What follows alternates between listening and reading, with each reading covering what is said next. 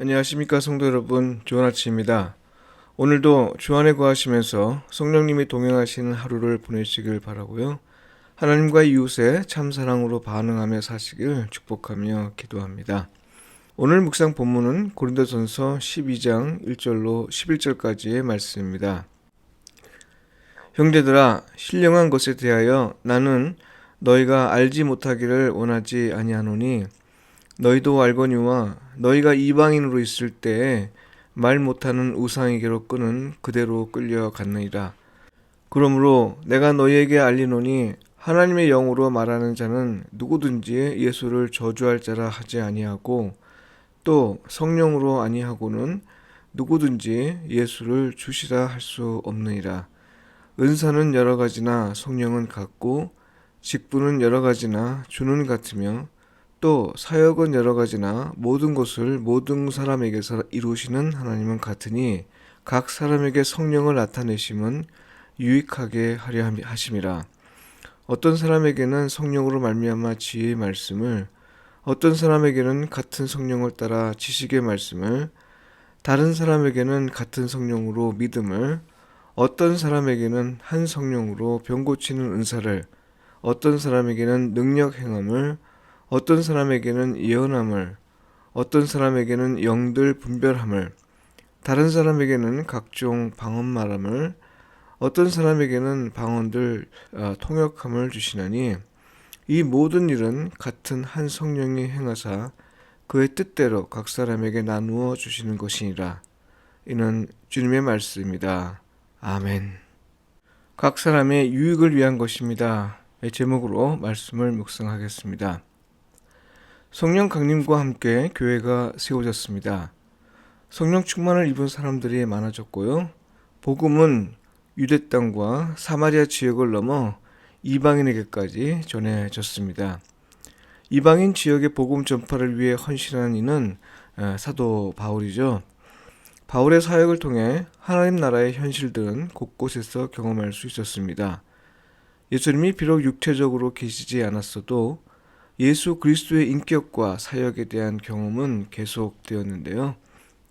이건 성령님이 각 사람에게 주신 은사를 통해 각 지역의 교회에서 일어났습니다. 그런데요, 이렇듯 복음의 진보가 현재한 때에도 문제가 없는 건 아니었습니다. 고린도 지역의 교회는 대표적인 사례로 소개되었는데요. 성령의 은사도 풍성했고 또 문제도 많았던 교회입니다.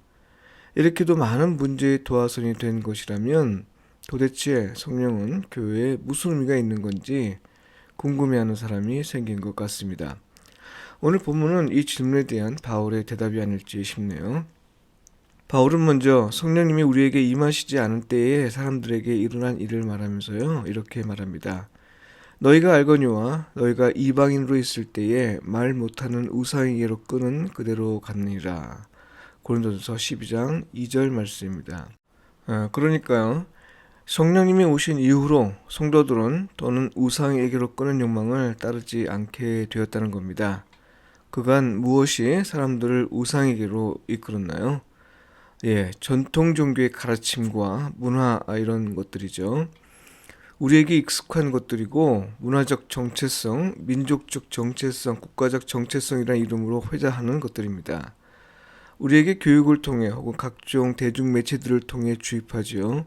심지어 이것들을 수용하지 않으면 정체성 위기를 느끼도록 압력을 가합니다.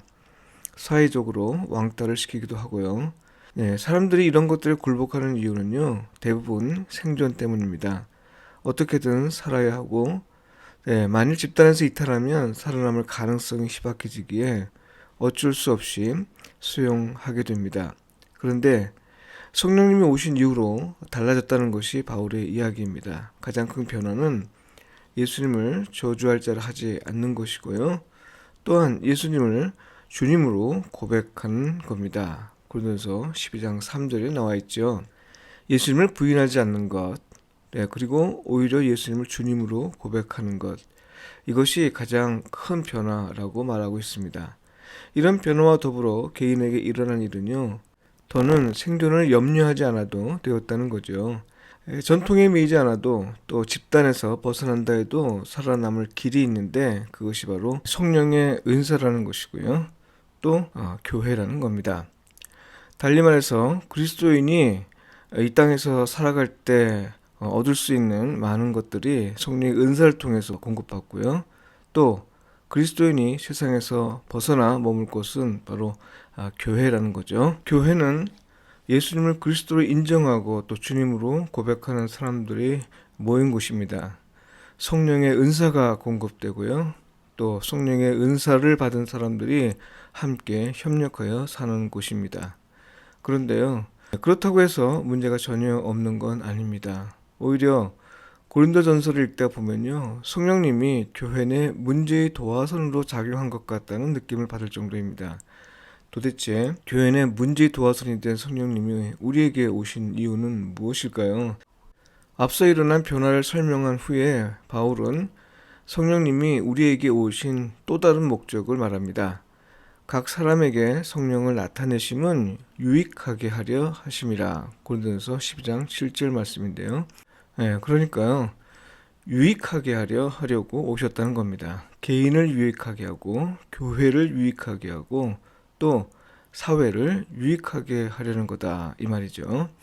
대개 공동체 내 갈등은요, 개인의 독특성 때문이고 교회 내 다양성 때문이고 또 사회에서 갈등하는 의견 때문에 발생합니다. 이건 부정할 수 없는 현실이죠. 그런데 여러분, 바울은 바로 이것이 다 성령님이 오셨기 때문이라는 겁니다. 이 모든 일은 같은 한 성령이 행하사 그의 뜻대로 각 사람에게 나누어 주시는 것이니라. 고린도전서 12장 11절 말씀입니다.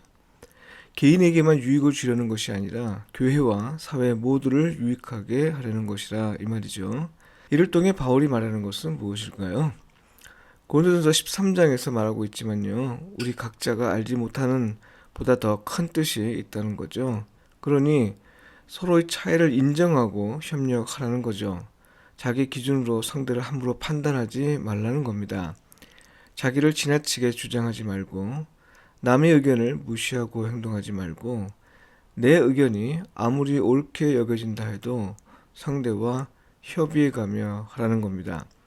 나를 너무 주장하려고만 하지 말라는 겁니다. 만일 이 모든 것이 성령님이 행하신 일이라면 오히려 우리는 다양성과 차이를 감사해야 할 겁니다. 우리가 알지 못하는 더 큰 뜻과 섭리를 위해 하나님의 성령님을 통해 행하신 일의 결과이기 때문입니다. 기도드리겠습니다. 주님, 우리에게 성령님을 보내주심을 감사합니다. 비록 우리가 서로 달라서 뜻을 모으기도 쉽지 않고 함께 행하는 일도 쉽지 않지만 그것이 성령님께서 행하신 일이니 우리로 관용하게 하시고 큰 그림을 볼 수 있는 눈을 열어주시고 서로 의견이 다른 형제자매를 품을 수 있는 넓은 마음을 주소서. 그리하여 차이와 다양성을 통해 이루어가는 하나님을 만나게 하소서. 아멘.